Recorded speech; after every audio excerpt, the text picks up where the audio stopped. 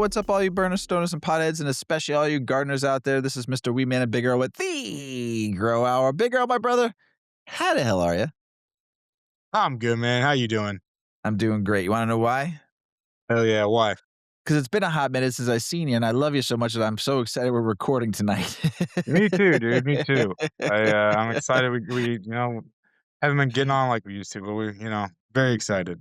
Yes, me too. And I'm so excited because today we're talking about starting and finishing Yeah. your weed. Indoor, outdoor, all doors. We got you on this one. So, but before we get started, I am going to light up because I haven't smoked all day and I'm excited about smoking. I'm smoking a couple nugs I had left of the Devil Driver. Okay. I told you I always save a little bit here and there for some strains, couple nugs for special occasions that I really enjoy. And this is actually Mrs. Weedman's favorite, one of her favorite strains because she likes the uplifting of this. So I'm super stoked about smoking a little Devil Driver tonight that you grew. And then what are you smoking on, my brother? Some Kush Mints. Oh, that's such a great strain too. Yes. Is Yes, agreed. It's done a lot mhm, of good fun stuff, but it's eh, my last when you get to just like with yours, you get them like the last buds and you cherish them. It's the last. And uh, I don't think I have any in this harvest coming, so I I will love enjoy it. I love the Kush Mints when I got some from you. That shit was fucking incredible, man. Yeah. I'm a Kush fiend regardless. Anything Kush is right up my alley. But that Kush Mints was tasty, and the body from the head down.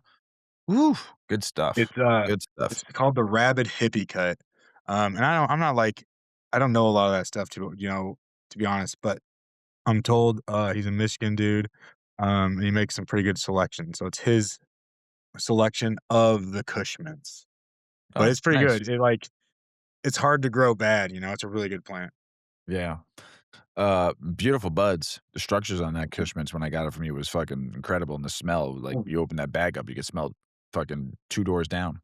Yeah. Yeah, no, it's definitely I don't know if I'd say, like, it's GG Force or so, but it's like one of those plants where it's like anytime, it's always gonna it's fire.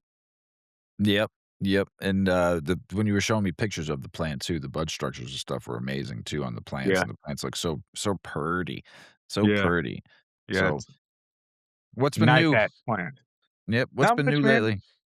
Not much, dude. Tracking along as always. Having some fun in the garden and, you know, doing You a few things here and there, prepping for outside, yeah, finishing off some stuff indoors, which is kind of how we came up with this topic. And looking forward to the spring and fall or spring and summer to get some of these plants, the garden going, all that fun shit.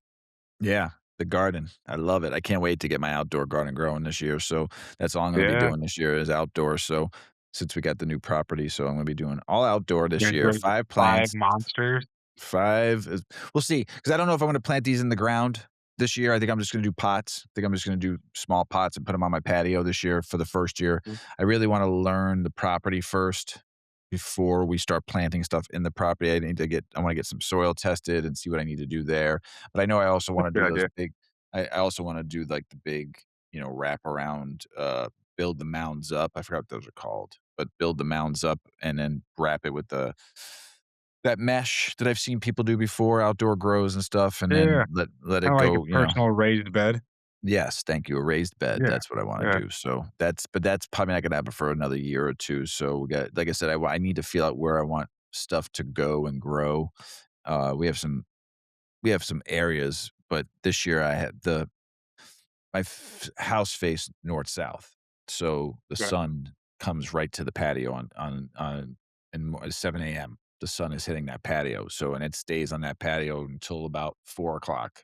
They're gonna blast. Yeah, so I think I'm just gonna put 10-gallon 10-gallon fucking mesh pots and raise them up a little bit so they're not touching the ground, Yeah, and, it's probably a good idea. yeah, do that this year.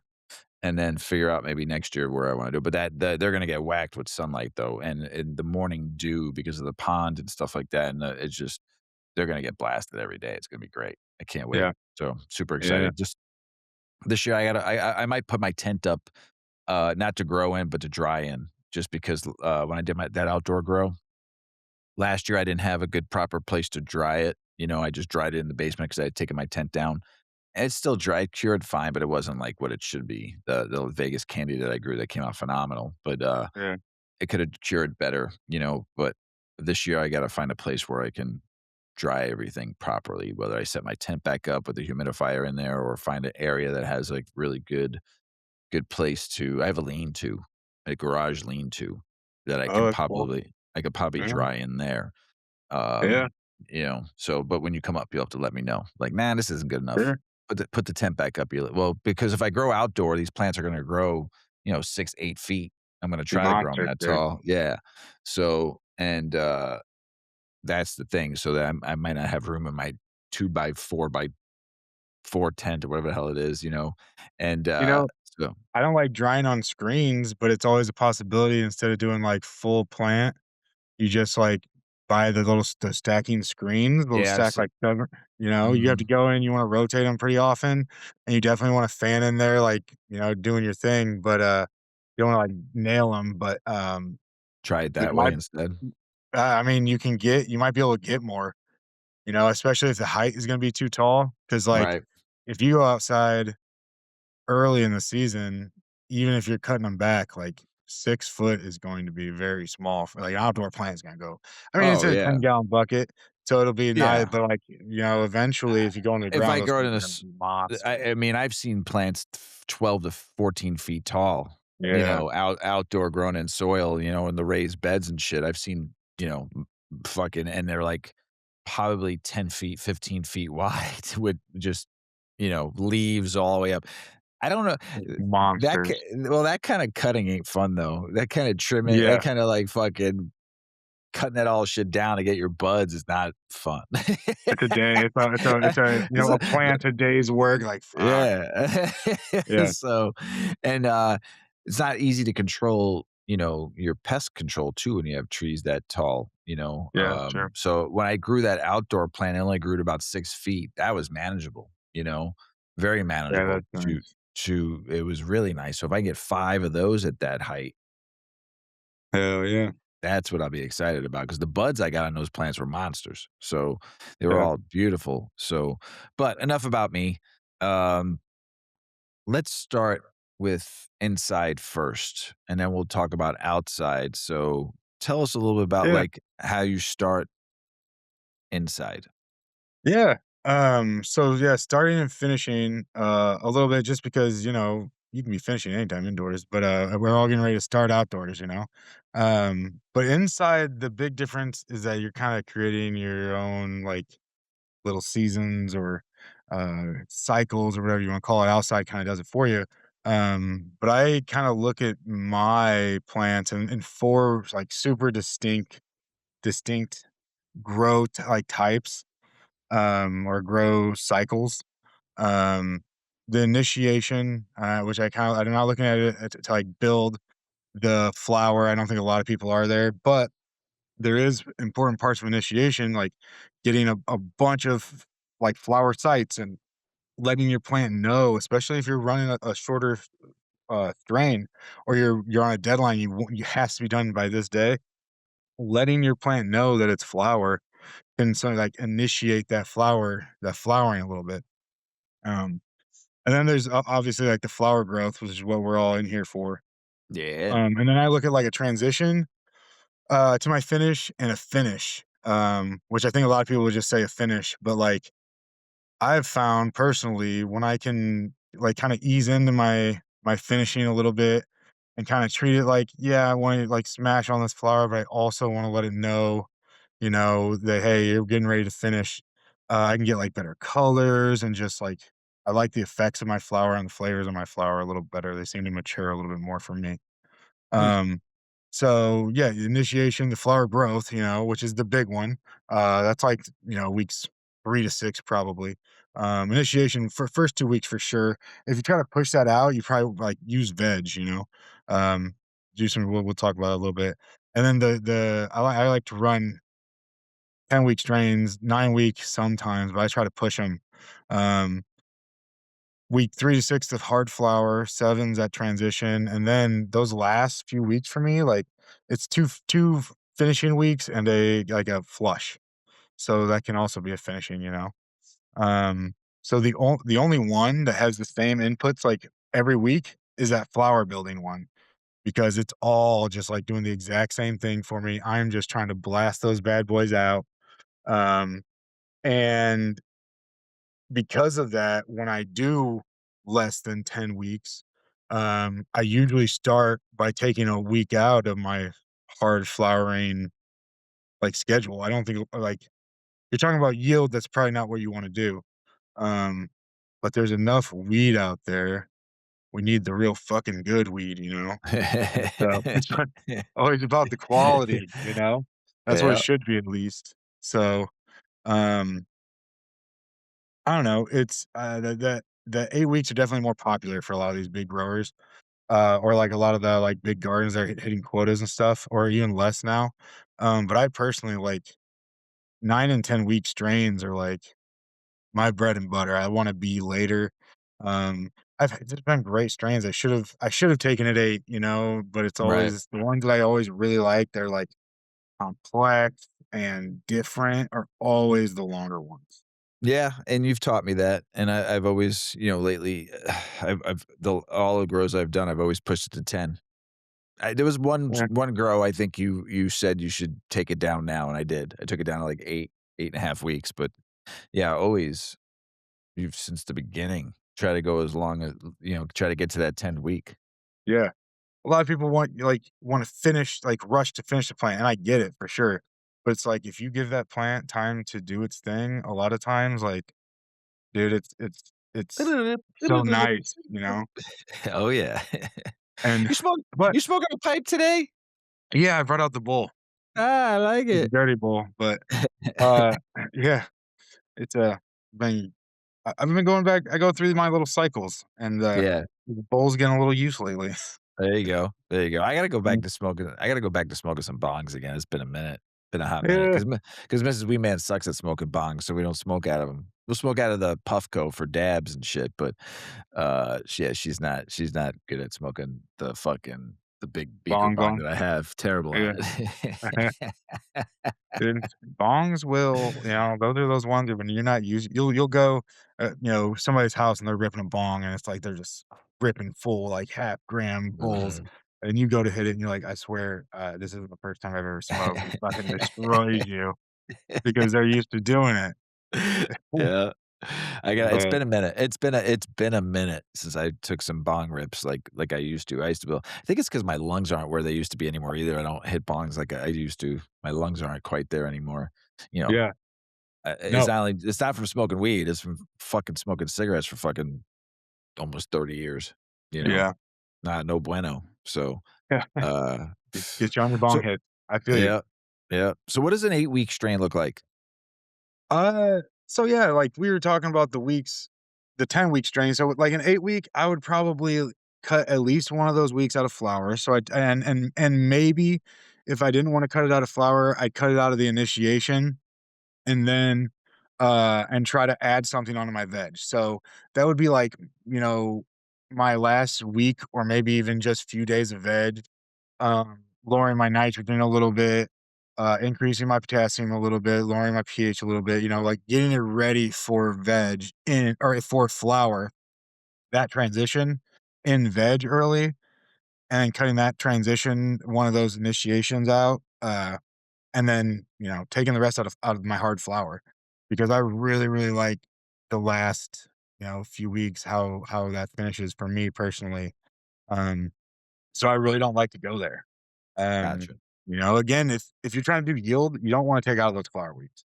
You figure that out. But for I think for what we like, you know, quality. If I want yield, like I'm up in Michigan, they have $30 ounces at dispensaries of like any, all kinds of weed you never want to smoke.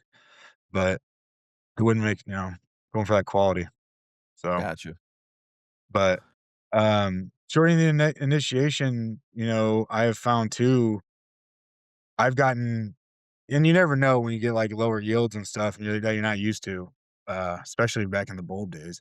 But, sometimes I've lost as much shortening my, weight, shortening my initiation as I have for flower because, you kinda I don't have as good as structures, and my flowering, like, canopy isn't as deep, and, like, there's just different things when I'm trying to rush all of that stuff there.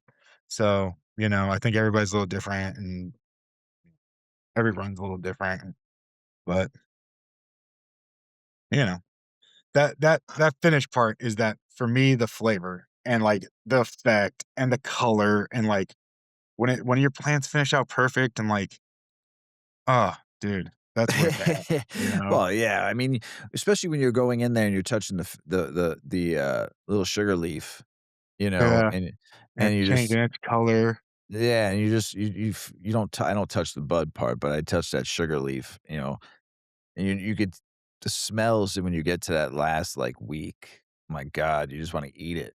It Yeah, smells so good, and you're just looking at how much that bud has changed from week 6 to going into the transition to finish, and then but week 7, you're like, "Ooh," and then letting that run.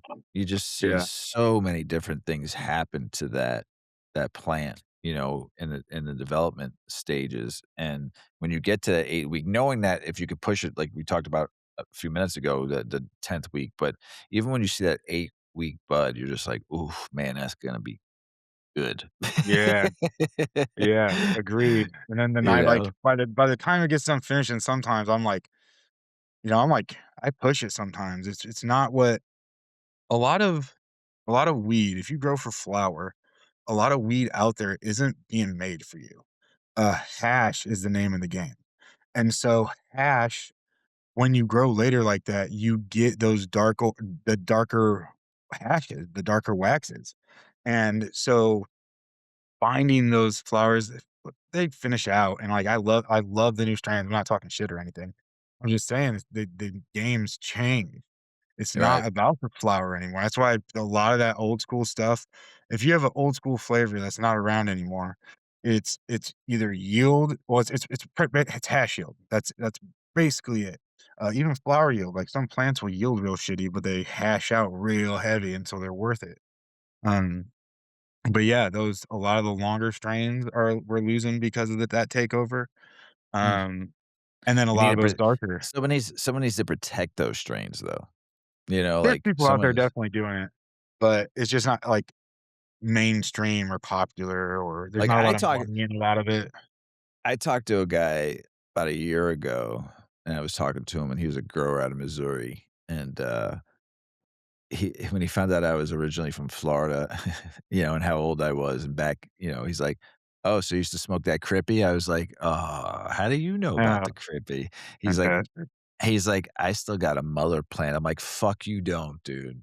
He's like, "I still got a mother plant, 20 years old." I'm like, "Get the fuck out of here." I'm like, "That's insane." I'm like, "Yes." Yeah, if you're from the Southeast Florida area, and if you don't know what the Crippy is, you got problems because Yeah, that was the crème de la crème, back mhm. in the early '90s, mid-90s, when you got that Crippy, you were like, "Oh, baby." Yeah, When it came around. so I was looking for it. Yeah, You know, yeah. I didn't have a weed that at least I knew of like that in my area, but I definitely remember, like, my first times with, like, good weed.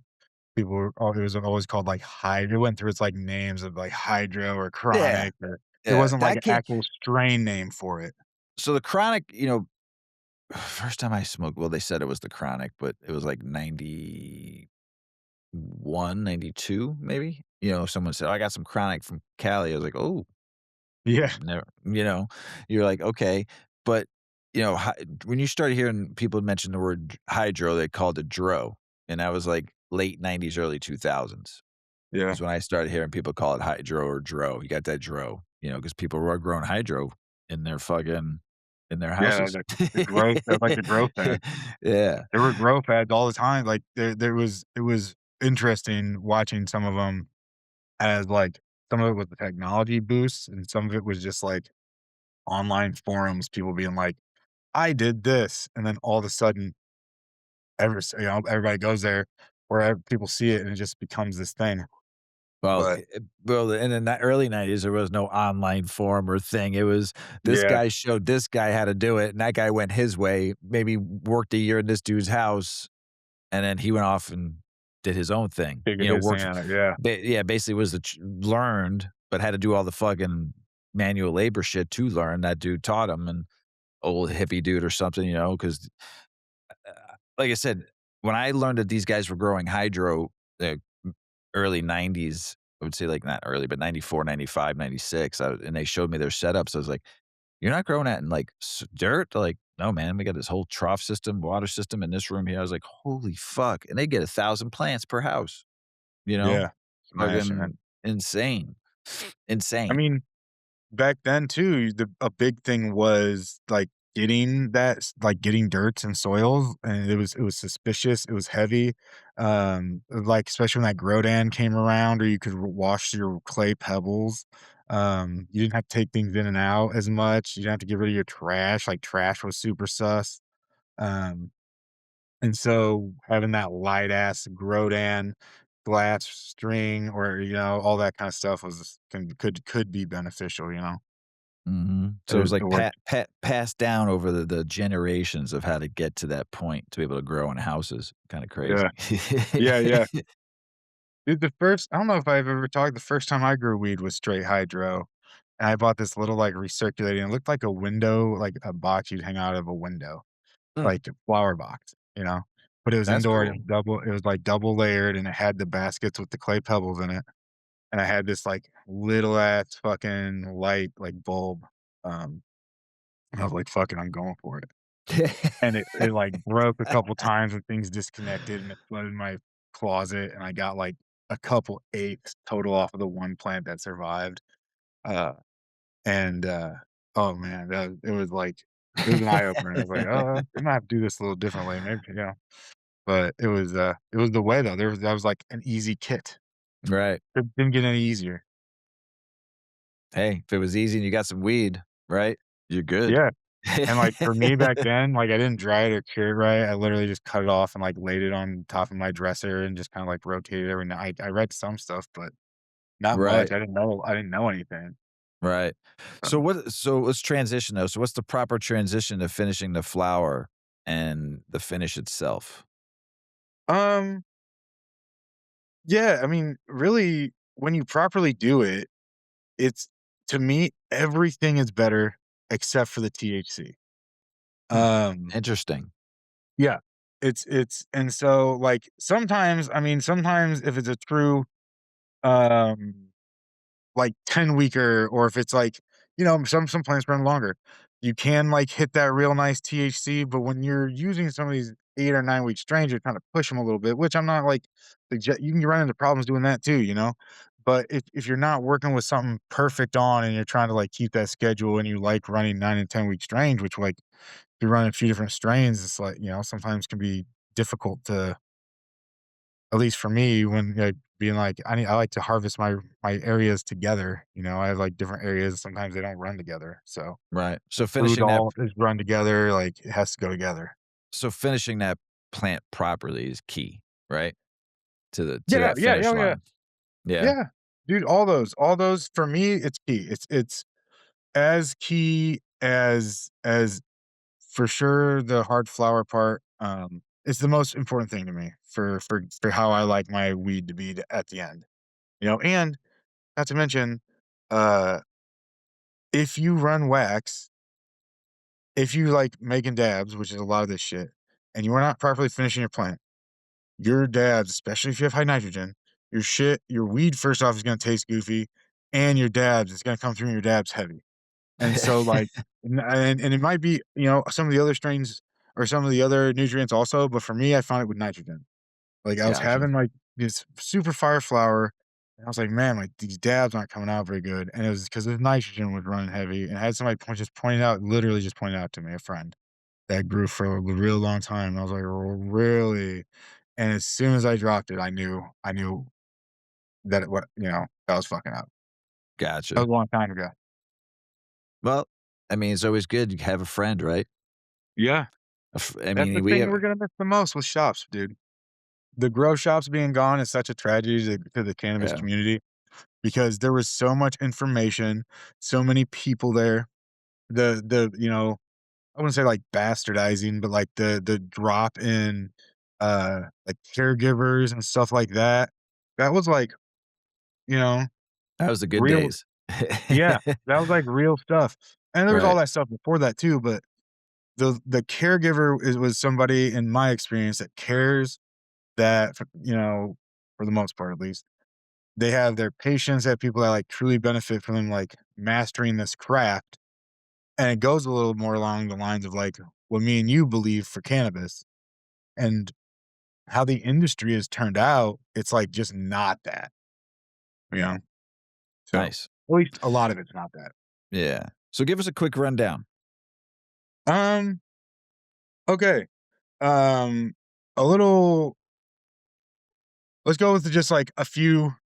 Well, we've talked about like the initiation, all that stuff, a few tricks and different things, rundown of like how things change, from initiation to flowering to finishing. We've been talking about all that. So for me in initiation, uh, I'm coming from veg, I'm dropping my nitrogen just a little bit. I add way more potassium. I like do like a high potassium boost right away. Sometimes I'll even get that going in veg. But compared to my veg, I start my flower just slightly lower on the nitrogen, high potassium boost, so it does slightly raise in my EC. Um, I lower my pH a little bit, which helps it absorb the potassium a little bit better. Hmm. And if I'm worried about a timeline, if you're running a 9 trying to get done in 8, if I'm, anything like that, try using a 10-hour light cycle. Try to just Okay. like when you initiate it, you really let it know that it's fucking time to flower. Um, when I start to move that transition over to flower, I go straight from trying to create bud sites to flowering those bud sites. Mm. I drop my potassium, raise my phosphorus. My EC does raise there too, and I raise my pH back up. That's gonna just encourage more of that phosphorus be taken up. Um, and it's pretty like other than that, like I run it pretty normal. So the PK boost, what they call it, a normal like food line, if you will. The EC anywhere, coming through veg, I want it in my low 2s, I like mine, but I run cocoa, and I feed to a decent amount of runoff, so, like, the whole EC and why I haven't brought it up more, like, specifically is because of that. If you don't run as much runoff, if you're running a different substrate, like, my EC and your EC, you'll want a little different. Gotcha. So, it's a very, like, aggressive feed. Um and then finishing the plants, that's where there's, like, a few different things that I like to happen. I like to lower my temperature every day or 2, just a little 1 degree, not every day, but I've started off every few days. By the time I get to the end of it, maybe, like, you know, lower it 10 degrees total, but just not all at once, like, week by week, I like to put it into there. I drop my nitrogen, as soon as I start those last few weeks, like, I start to drop my nitrogen, and when I'm finishing actually, like, finishing the plant, my nitrogen is gone. Wow. There are some plants that like, it's not, like, 100% gone, but any, like, additive, like my calcium nitrate turns into a Cal Mag, which does have some nitrogen in it, but just not as much as the calcium nitrate, and so, yeah. So, I do some little things like that, and I do some, like, organic, calcium too, when I 'cause I take out the calcium nitrate. But, yeah, start dropping the nitrogen out. You don't have to take it completely out right away, you don't want to, but you want at least a few weeks at the end. If you run a 10-week strain, like, at least a few weeks of, like, like, low nitrogen for me. Um, the last 2 weeks can cut almost out as much as possible. I mean, the last week straight flush, but the last 2 weeks of, like, feeding cut out almost as much as possible for me. Mm. Um Raise up the potassium again. Take some just comes in, I find it helps it just kinda, like, finish just in general a little bit better. You can drop the pH with that. That's the potassium. When you add the potassium, you drop the pH, it allows that potassium just to go up a little bit. Mm. I run a slightly lower pH, than soy grown in soil, but in cocoa, I bounce between, like in my flowering stage, like a 5.7 and a 6.1 start, and, like, the 5.9, 6.3 finish, like, when I come in to try to readjust it a few days later. But in soil, you'll wanna be Oh, considerably over that. And if you're running straight, like, hydro, you might I've seen hydro people running all kinds of different stuff. So, um, but yeah, just lower the pH with the potassium is a big thing. And then start to increase your water runoff too, and that's something you can do with initiation. So, like, if I'm when I try to change a change, like, go from my veg into my flower and then into my, like, initiation and my hard flower, um I'll do a couple really heavy feeds, or like one flush feed followed by the new food and try to initiate like what that plant wants at that stage. So try to flush out some of that old stuff, bring in some of that newer like NPK and micro numbers that you're wanting to work with.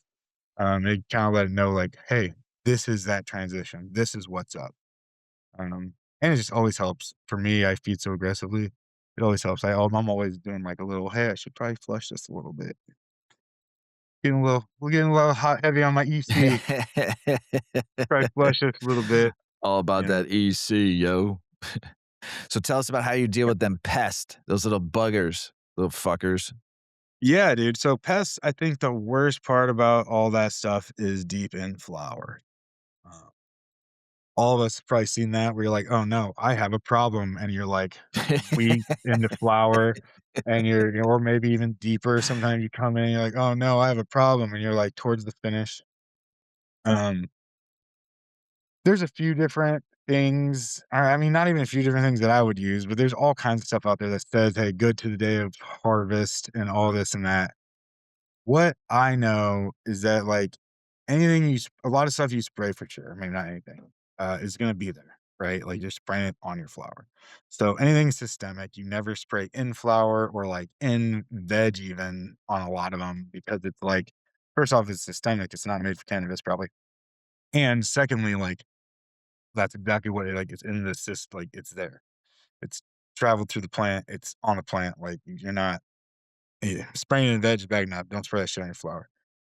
Anything with oils, not a big fan of. Um, I mean, I think that's, soaps, Oh, alcohol.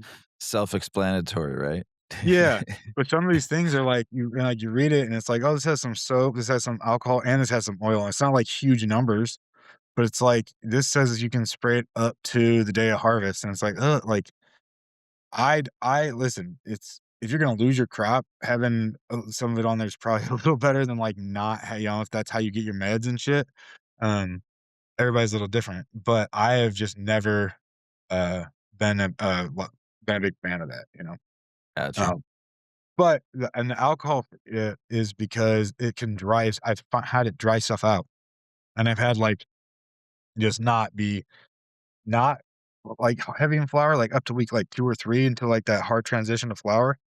I'm I'm cool with, I like oils and alcohols and soaps a lot, but whenever you start to, like, form that flour itself, um, the only thing that I will spray is, Xeritol, and that is because it completely breaks down and is off of everything it hits, um, it's called Xeritol. I think it's by a company called Biosafe. I should have put that in the notes. Uh But it's basically just H2O2 is what it is with some kind of, something else in there, but, um, straight H2O2, I'd be okay with like an RO water too. Like, I Mm, only use my RO for my humidifiers, I don't use it for, like I run a carbon filter and a sediment filter for my reservoirs, but my water's pretty good here, and my humidifiers, if I don't run an RO, they'll, like they're not very clean. So I have to, gotcha. like I unhook a humidifier and I have if I have to run when I, like, clean in general with the H2O. Okay. Um, but yeah, H2O, H2O2, sorry, not H2O, H2O2, hydrogen peroxide, I believe is or or concentrated one isn't called that, but, um, it works really well, and if you hit bugged with it, it will kill those too. Hmm. So, like, it's not, like, systemic at all or anything, but if you have, like, a population, first off, if someone's super infected, like, if you're seeing webs or, like, things are Yeah, dying from this, what do I do if spider mites? The fuck? yeah, dude, that's Tell me. if I'm seeing spider mites deep in flower, first off, like, paying attention through flower, you shouldn't get to that stage because you the succession of that is, like, seeing some leaves kinda, like, look this certain, like, splotchy kinda way, and then they'll like, when they're making webs, they're pretty deep in there, Yeah. um, and so if I saw web, if it was that deep, if there was, like, a very specific area, I would try to ditch that area as much as possible, and then I would come in and spray with a zero tall. Zero tall? That's what I yeah, and then I would it would it at that point, it's a balance between 'cause, like, you don't ever wanna spray anything, but, a zero tolerant RO water is about as clean as it can get, What's and, RO water again? For all those out there. or Eh, so an RO is a reverse osmosis system. that's It's what I just wanted to make sure straight I knew. water. So it doesn't have any of, like, the tap stuff in it, um, and that's just so you're not spraying, like they have, like, chlorines, and they add Yeah. minerals and The fluorides pla and different stuff. that chlorine will kill your plant, ladies and gentlemen. All you burners, stoners, and potheads and gardeners out there. Your You biology too. If you try to yeah. grow organic at all, let it sit. If you let it sit for a while, um, Just put it out. you know, If you gotta use tap water, it's all the source you got or you can afford. Take it, put it in a fucking jug, put it and let the sun hit it for like 20 there you go. for like a couple of days, and that sun hitting that water will burn all the chlorine out of there, and then run it through a filter like a Brita. That's what I did, There you go. you know? Nice. Yeah. They make and it's a little bit much, a lot of times, but they make, carbon filters that you can, like an RO filter, you run a sediment filter, a carbon filter is then the RO filter because your Yeah. RO itself will get clogged as fuck, but if you take that RO out, the carbon filter and sediment filter alone, they don't take out minerals and stuff, but they'll, like, clean the water, and I mean, they'll take out the chlorine and stuff is what I was told at least, Nice. but And then that's how I've been ran it. It's been working really well. going back to the shitty ass spider mites, um, Yeah. Yeah, so so the if I saw the spider mites, right, if it was small amount, I would pluck the leaves and I would treat that area with H2O2, and I just keep an eye on it. If it gets to a situation where you're like, I have to, more leaves are popping up, um, I would spray it again. I use DE in from veg, like I spray in veg my DE. Um, and so a lot of times that's on my stems, so I have that working for me a little bit. And yeah, that's pretty much all, when it gets too much, you gotta call a loss a loss. Diamascus Earth, ladies and gentlemen. There's a ton of Savior. stuff out there. There Savior. there's Savior. a lot of companies who have done a lot of research, and I don't, like, distrust any of them, and a lot of them say you can spray up to the day of harvest, and you can do this and that, and you can pass tests, but it's just about, like, first off, there's a time where you lost the battle, and so, like, not just admitting that just prolongs things. Um, but if you're diligent and you find them in really small amounts, you shouldn't get to that point. Like, everybody gets a bug. If you have a garden, you're getting bugs. Especially if you're going harvest after harvest after harvest, and, if you're, like, popping seeds here and there, sometimes you don't ever have to deal with anything, but if you, like, continuously have a garden, bugs happen. Um, but if you're diligent and you're, like, watching, a lot of times you don't even have to spray. You just watch. You watch. Having yellow cards out is great. If we're getting into the IPM talk, yellow cards allows you to see flyers, to see this, to see that, and to, like, get in there and see if a population of something is building. Um, I think we've always talked, like, observing your garden in general, Yep. and that IPM, you're gonna, you know that's all it is, a system of give and take. Yep. So tell us, we're gonna go now outside. 'cause the weather's Okay. starting to change for the good here. It was Tomorrow's the first day of spring. Today, it was 60 degrees out. All the snow around me melted. It was kinda nice. Got a Hell little yeah. pile here and there. Fucking ground is all muddy as fuck though right now, though, if Yuki got into it Dude, today, boy. she got muddy? Oh, bad. So, Dude, we live on a farm now, man. Come on. The dog's gonna get muddy. I look just at that. You need a Yeah. dog walking station. Yeah, we got it. We got her, but still, it's just that fucking whole entire ground outside was just that snow melted. Like, when I left my house this morning, the snow was still on the ground. It was still had, like, at least 2 inches. When I got back, I saw my grass, and Dude, I so spring it is melted, melted. spring is coming, folks out Nice. there. So tell us a little bit Hell about yeah. the outside grow.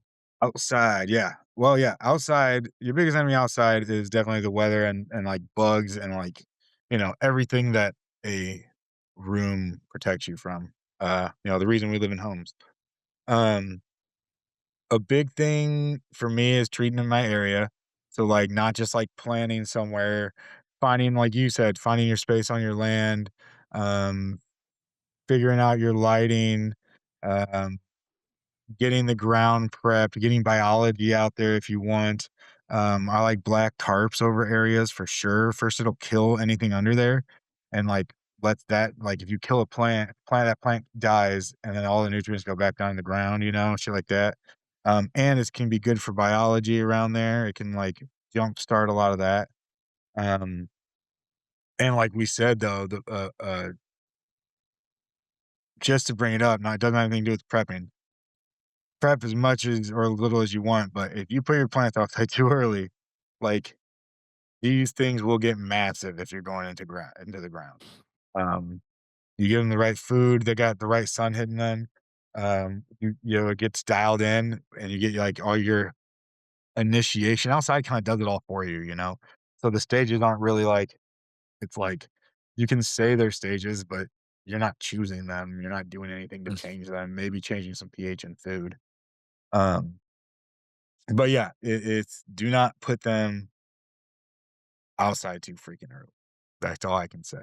Because That's what you're happened to right. me. When they Ha get too big, but unmanageable. it happened to me when I got that cut from my friend, and I had it in the front-facing window, to start because it was a clone, and then I was going on vacation. I'm like, "Oh, if I leave this thing here, it's gonna die." So I took a 50-50 crapshoot, and it was, a couple days after 4/20. I'm like, "Oof." April going into May, early May, you never know what's gonna be like in Chicago. Could be fucking 90 one day or fucking 30 one day. And I'm Yeah. like, "If this thing survives when we get back from vacay, it's a miracle this plant's gonna live." We got back, and I was like, "It's still alive. It's alive. It's alive." It's a And got a bit of bad a plant, but it made it. So, and I was nervous nice because it was like I said, it was the end of April. It was still the weather got down, I know, to the 40s a couple times when we were out of town. So it was like, "Oh, no." But it came back. survivor. Survived. Yeah. Good genetics, good genetics. Yeah, yeah. Yeah, that's a thing. I'm sure in hemp there's a lot of that, but we don't really have, area like, regular market cannabis, you don't grow you're always everything's inside, Yep. You're not growing weed that's good for your climate, you're growing whatever the F is getting you the most money, most times, Yeah. you know? But yeah, if you can treat it last season, I think that's always best for me. Treat it, at the end of the season and then come back to it and try to get to it, I'm in Southern Michigan, and I had similar weather to you than you, and, now is probably when if you're doing it in the spring for me, I'd be getting out there and, just cleaning things up, getting stuff going, seeing what I need to do for the spring to get stuff where I want it to be, and then, trying to prep my ground. As much as last season is best, there's a lot of stuff to do at the end of the season, and I don't always get to all that, but I'd like to. Um, I would like to prep last year, but yeah, I'm gonna start that this week, getting all Nice. my outside kinda, getting together and, It's gonna be nice this weekend. It's gonna be 70 degrees, they said, so this is, like, the yeah, perfect way to get clean up and going. Yeah. yeah, late 60s here, and I agree. That's what I'm here Yeah. for. But yeah, if you're not trying to follow the rules outside, right? What you can do, right? You with auto flowers, we've talked with a lot of auto flower people. They're badass, and you can sneak in your auto flower season first as soon as you can. Stuff can go outside. May and then you start your fucking regular cannabis because you don't want to start that indoors too much. Even if you have a nice little veg, you don't. If you're going with 5 plants that grow to a decent veg size, like that's hard to keep even like a decent little tent, a 4x4 might be able to keep it, but like, I don't know, it just depends on how big they get, I guess. But yeah, Right. you start that shit outside and you start your weed just like you would if you don't want it to get too big. And you can definitely sneak in your auto flowers, do your 5 auto flowers first, and then do your 5. As soon as you harvest those, pop those other seeds. Seeds might be kinda hard, but I could probably get you clones or something if the timing was right. Nice. Yeah, Love it. yeah. But Love yeah, it. you get 2 of those fucking yields. Um, you know, I don't know. But we were talking about, initiation, huh? Yep. When you're coming outside, if you're coming outside, from indoor plants, make sure you're very conscious of, like, the weather. Don't be in places that are super, super hot, or, like, super high sun, more rather say. Um, if you got a cold room running inside or it's 90 degrees out and you're coming from a 70-degree veg or something, like, just be careful. You don't wanna just shock these bad boys. You put them outside for a few hours, just like getting a plant initiated from the cloning stage. Put them outside for a few hours one day, a few hours longer the next day, or whatever you can accomplish with your schedule. Um, Watch out for the direct sun. Know where your sun's hitting. You don't wanna go from indoor, even if you have powerful LEDs, you do not wanna go from indoor getting blasted with the sun for even, part of the day. Like, you want a few shady ass days outside. And if something's covered, like if you're doing seeds or clones or any of that, they're gonna get super hot and the sun hits them at all. Mm. Like, if the sun touches them for 5 minutes, I mean, 5 minutes might be an exaggeration, but the shit will happen fast. It'll fry them whole trays of plants. Wow. It will fry. So But good. So that's good.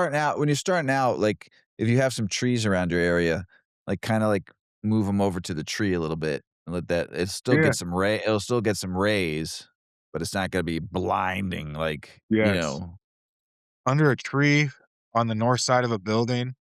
But I got my trees cut back this year, which I, like, needed but hated at the same time, and there's just these big, massive trees. My neighborhood went up in the '70s, and they're getting to the age of, like, where a lot of the trees in the neighborhood are dying, and so I'm really trying to, like, keep these bad boys healthy, and, we got them trimmed up, but this one tree was so giant and bushy, but the branches were, like, starting to go over my house, but they were all over my deck. And so last year I had probably like 40 different when summer was over, I had to make hard decisions. There wasn't room for every plant that I had on my deck because it was such a perfect environment. It kept the humidity down for them. I had like a little sprayer up there that I'd have like turning on from the hose every now and again, and like No, that's cool. it was perfect. But under so what I'm trying to say is under a tree is fantastic. See, I It's got good. well I water like my I got well water now too. I'm excited with Ooh, to yeah. use well water this year. I'm kinda Did like you Are you getting it tested for, like, what's, like, in it? Like, what if there's, like, well, iron or anything? it does, it has iron, but I also have the system where it flushes it out all the iron out every night. Nice. That's Yeah, cool. so no iron in my water, plus I have a reverse osmosis system too. Yeah, that's cool. There you Yes. go. That's that pure water, and then a remineralization. Drinking straight RO water isn't good for you. But they all those, like, house osmosis systems, they'll have remineralizations on them too. Yeah, So, it's pretty good. It's like a 3 system with a tank, this other thing it does to it, yeah, it's pretty fucking nuts, so, yeah, so like a I'm pressure excited tank. about yep, yeah, so Yeah, I'm very excited cool. about using this well water for the grow outdoor, so Yeah, I'm excited. Plus I got a pond too, so if I run out of water, I just go right to the pond. yeah. So, That's great. Dude, I grew up on, like, well water, and it was just the creme de la creme. yeah, I like it. I Oh, like it a yeah. I like It's I like it it's a so lot, good. so what about boosting the flower production outside? I know we kinda Yeah, touched on the um, indoors, so tell us about the outdoor. definitely gonna be your sun exposure and definitely gonna be your PK. Uh, if PK. you grow straight organic, the thing about the organics is that you have to be in front of it, right? So if you want a PK boost outside, you need to be adding that organics, like depending on it depends on what you're adding, you know. Some of the different stuff, like especially like rock dusts and stuff, can take a long time to break down. Um, Mm, and so depending on what you're adding, if you're trying to add a PK boost organically, sometimes it can be hard. You can definitely do it. People do it all the time. I personally have always had like I haven't had a hard time getting okay weight with all organic. I have a hard time getting as much weight as I could going synth-ganic, which is what we always talk about, like the mhm, organic method with salt. And gotcha. so, honestly, when outside boosting, the easy thing for me is to add like a normal PK to the ground. It doesn't hurt microbiology, just like the added salt, as long as you don't do too much. It's immediately available for your plant, and it doesn't need a ton outside. I found just a couple, like some. I will do some organic stuff, but I just make sure that that's going in at least a few feedings when the flower's getting heavy. Gotcha. So, but yeah, if you want to naturally PK boost it, what I would do would be to run, if you've been running your soil for a while, just add that PK like in at least a month early before you want to, as soon as it starts to go out there. Um, and test it if you haven't tested your soil, test your soil when you do it, you know. And I Test. forget the name of the test, but the soil test you want to get will tell you like the available nutrients, and Right, then I believe they have one also that it can tell you like nutrients that are unavailable. So, like, the overall density of the nutrient and then the availability of that nutrient. I've never gotten one of those, but I believe that they have those out there, gotcha. and that's what Uh, you need to get. that's what you need, right? Yeah, that's what then you can compare it, and a lot of times those soil companies, they'll tell you, um, like, what you need. If you're like, "Hey, I want this," they'll tell you, "Well, you need to add this or that." I don't know if you have to pay actually, I've never gotten it done either, but I've just heard people talk about it. That's cool. So Yeah. finish with the equals what when you finish outside? Um Being outside, like, the season takes over for you, but the big thing to me, my focus when I'm outside goes to bugs, the disease that creeps in a lot of times in the fall that you see, the cold and the moisture for sure, especially up here in Southern Michigan. Um, the For me, one of the hardest parts is, I mean, when you get to, like, powdery mildew or anything like that outside, it comes from somewhere else, it's, like, floating from somewhere. And I have found when I treat, like, my yard with diatomaceous earth instead of just my plant, and I like skim milk outside until I start to flower, it lasts kind of, like, surprisingly long. It changes the pH, uh, I'll use it on, like, veggies and stuff too, not when they're growing the fruit, but skim milk specifically has an enzyme in it that changes the pH of the leaf surface or something, Huh. um, and so I protect, in the early spring. And then but when they start to flower, there's not, if it's floating around, it's floating around. So I will treat my yard also. Okay. Just like I can't do any more than that, Yeah. But I found that since I started doing that, getting bugs into my basement or any problems down in my basement, um, went down to like a lot. And I had somebody once tell me who ran a lot, like he'd grown a lot of pretty good weed around the country. He said, if you have dogs, they're gonna bring in bugs, Yep. and I was like, "Fuck, I do have dogs." And so that's where I was like, I have to if they're running around the yard, which I want them to do, I gotta treat my yard. And Yep. so, I like diatomaceous a lot for bugs in my yard. I put it all over my whole base around my house, windowsills, around every I probably look like a psycho out there just fluffing up DE. Do you use one of those shooter things, like the little Yeah, sprayer? so Yeah.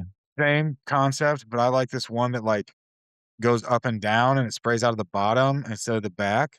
I Okay. do have one out of the back, and it's a little bit bigger, and I do like a nozzle on it because it's like the 'Cause you flat 'cause one. you 'cause you add water to it to kinda liquefy it, right? Or do No, you not just when or I you spray just the powder? yard. You just Yeah, straight powder? Okay. when I spray my garden inside, I put 50 grams in a gallon. Okay. But that is because if you try to spray you can still dust things inside of one of these dusters. Yeah. You are not br like, it I've made the mistake.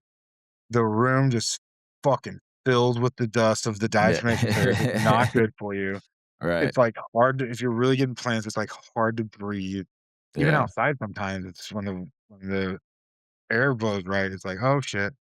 But it just works really well, you know? I Yeah. and I had to fight with these ground bees for a few years, and since Mhm. I started doing that, they don't haven't been bad.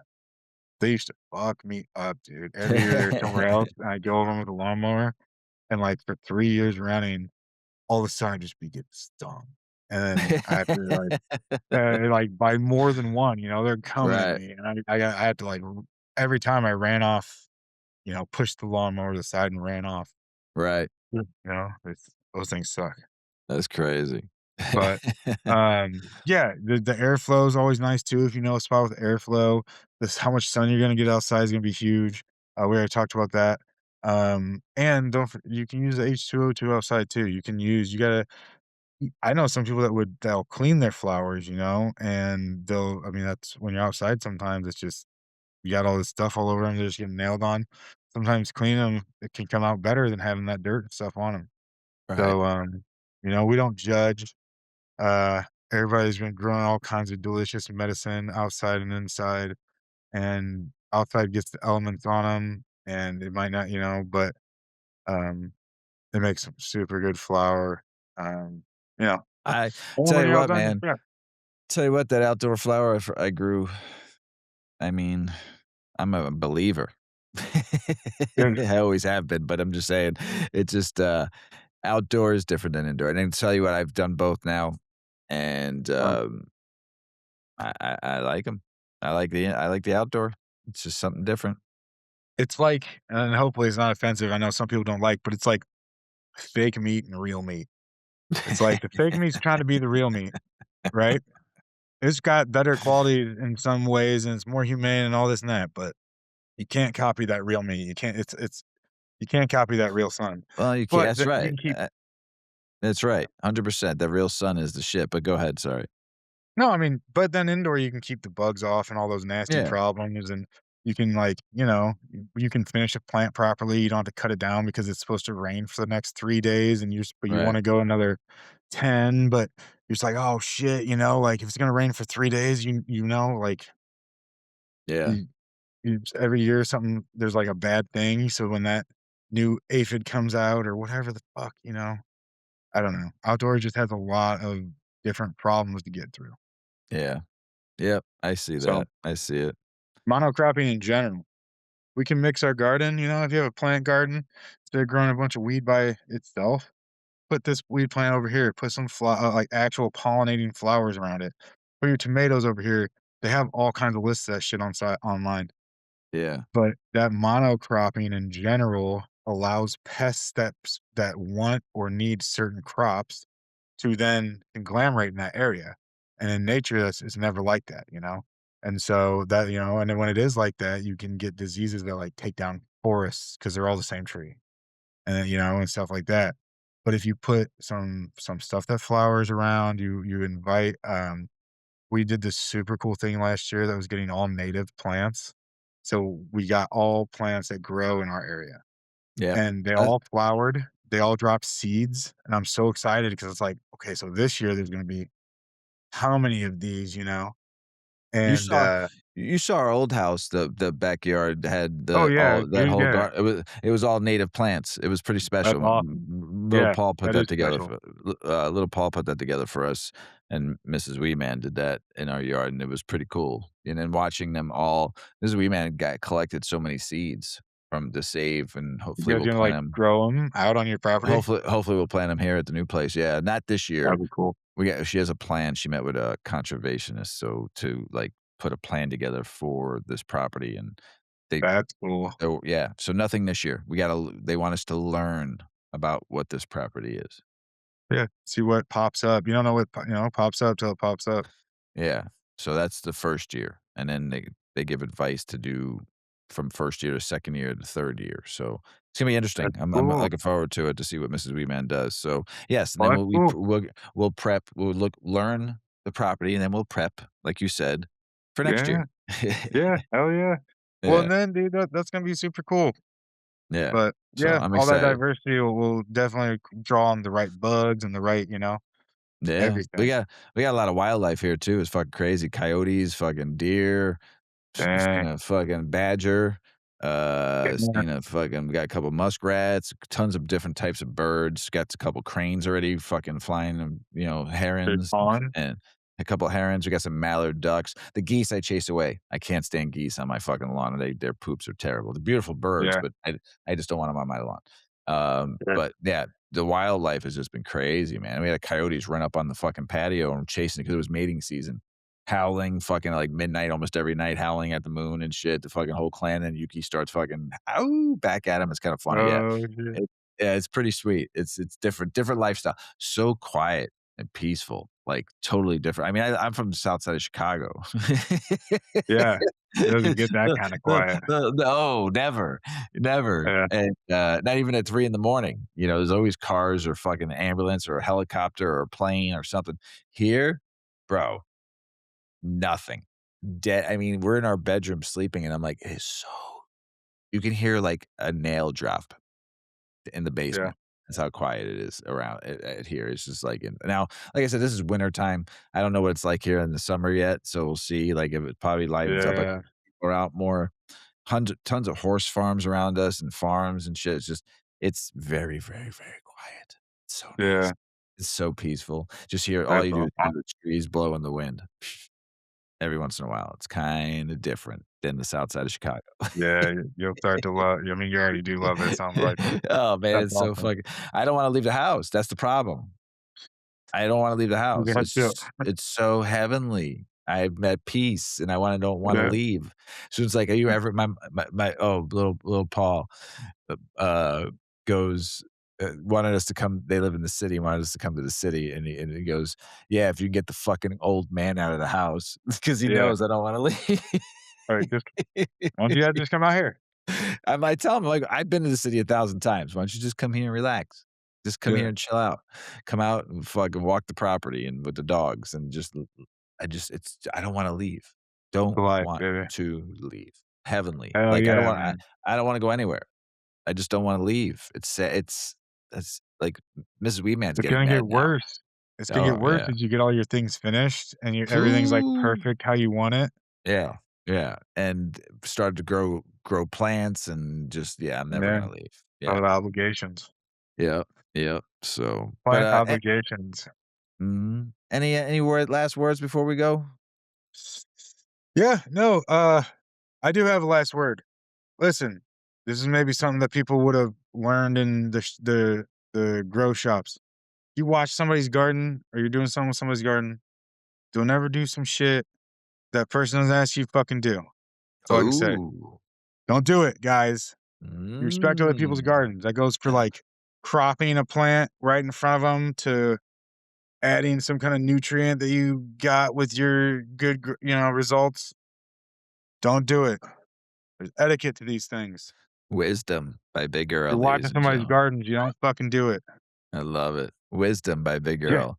that's it, yeah. Everybody, we appreciate you listening out there. Hopefully you learned something. Yes. Big Earl, always a pleasure, brother. Thank you so much. Yeah, Everybody, take care of yourself. Peace. Check out our cannabis lifestyle brand online at 8decades.com. Our custom smokes and accessories are perfect for your coffee table, bedroom nightstand, or kitchen counter. They're designed for you to show them off. The Canna community is also loving our hemp and cotton blend t-shirts, sweatshirts, scarves, and hats, finished off with our 8 Decades logo. We've got some awesome long-lasting goods that will be your favorite for years to come. 8 Decades, because a ninth decade of cannabis prohibition isn't acceptable.